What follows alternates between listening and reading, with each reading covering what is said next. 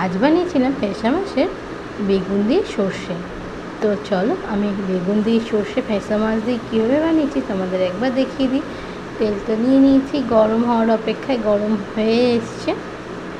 আমি মাছগুলো ছেড়ে দেবো একে একে করে।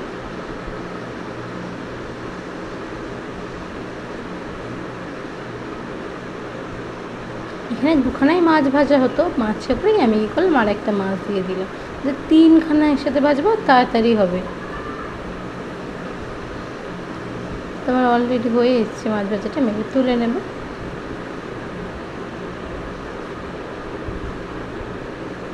এই মাছটা করতে যে একটু ভাজতেই টাইম লাগে, সর্ষে দিয়ে বেশিক্ষণ লাগে না কষাতে, কেন সর্ষে বেশিক্ষণ লাগেই না করতে।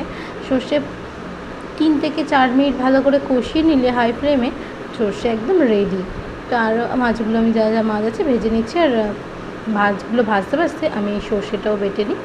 তো সাদা সর্ষে কালো সর্ষে ভিজিয়ে রেখেছিলাম কিছুক্ষণ আগে, 3টে কাঁচা লঙ্কা দিয়ে আমি ওটা মিক্স করব। আর তার ভিতরে মাছগুলো আমার ভাজা হয়ে গেছে, আর বেগুন দেবো। আমি না বেগুনে নুন হলুদ কিছুই মিশাইনি। বেগুনটা শাশুড়ি বললো মাছে একটু নুন পড়ে গেছে মাছে নুন মাখাতে গিয়ে, তো ওই জন্য নুনটা দিইনি। তো বেগুনটা ভাজতে বসিয়েছি, আর আমার এদিকে সর্ষেও হয়ে গেছে। আর আমি যখনই না সর্ষে বাটি হাতে, তখন আমি এরকমভাবে করে পালটা বের করে নিই আর সর্ষের ছিবড়াটা ফেলে দিই।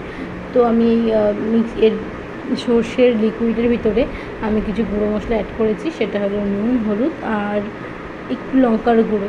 আমি তেলের ভিতরে দিয়ে দেবো। আজকে কালো জিরে ফোড়ন দিলাম না, রেগুলার সর্ষে দিয়ে করলে কালো জিরে ফোড়ন দিই। তো আমি ভালোভাবে নাড়তে থাকবো। আমি সর্ষেটা দিয়ে একটু নাড়াচাড়া করি, কেন না হলে লেগে যায় প্রচুর তাড়াতাড়ি সর্ষেটা। তো এই জন্য একটু নাড়াচাড়া করলে একদমই লাগে না, যখন একটু তেলের সাথে মিশে যায় একদমই সর্ষেটা লাগে না। তো তার জন্য যতক্ষণ না লাগছে একটু নাড়াচাড়া করি। তো আমি সর্ষেটা রেখে দিয়েছি 2 মিনিটের জন্য। দেখো 2 মিনিট পর এসে আমার এইভাবে তেলটা উঠে গেছে। তো আমি একটুখানি সর্ষে দেওয়ার পরে বাটিটা ধুয়ে যেটুকু জল দেওয়ার ওইটুকুই দিয়েছি, মানে একদম সীমিত পরিমাণে জল দিয়েছি, দিয়ে সর্ষেটা কষিয়েছি। তো দেখো সর্ষেটা আমার পুরোপুরি হয়ে এসছে, তেলও দারুণভাবে ছেড়েছে। আর আমি কিন্তু বেশি তেল দিইনি, একদমই কম তেল দিয়েছি। তো আমার দেখো হয়ে এসছে সর্ষেটা।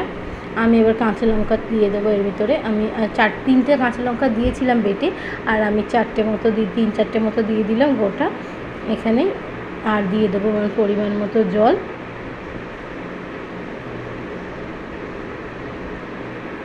দিয়ে একটু নাড়াচাড়া করে রেখে দেবো। কিছুক্ষণ বাদে একটু যেই বাবুল উঠতে শুরু করবে তখন আমি বেগুনগুলো দেবো। তো আমার 1 মিনিটের ভিতরে বাবুল ওটা শুরু করে দিয়েছিলো, কেন আমি বেশিটা পরিমাণে ঝোল রাখিনি ওই জন্য। তো আমি আগে বেগুনগুলো দিয়ে দেবো।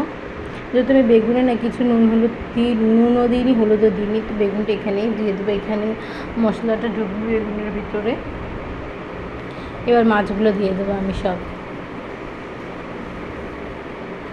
আমি মশলাতেও খুব কম পরিমাণে নুন দিয়েছি, কেন বললো যে আমি নুন দিয়েছি একটু বেশি করে, ওই জন্য আমার নুনটা খুব কম পরিমাণে দিয়েছি। আর সত্যিকারে আমার নুন আর দিতে লাগেনি, হয়ে গেছে। মশলাতে অল্প একটু নুন দিয়েছি, ওটাতেই কষাতে যেটুকু নুন লেগেছে।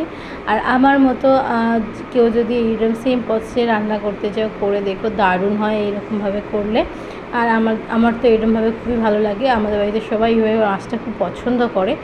তো আমার এদিকে ঝোলটা একটু ফুটে উঠলেই রেডি।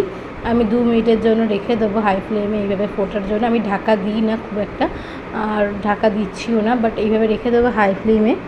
তো আমার 2 মিনিট পর দেখো, 2 ঘন্টা বলতে গেলাম, 2 মিনিট পরে দেখো ঝোলটা পুরো শুকিয়ে হয়ে এসছে। তো কত সুন্দরভাবে তেলটা উঠে গেছে। Tata bye bye. কেমন লাগলো জানিও নিশ্চয়ই।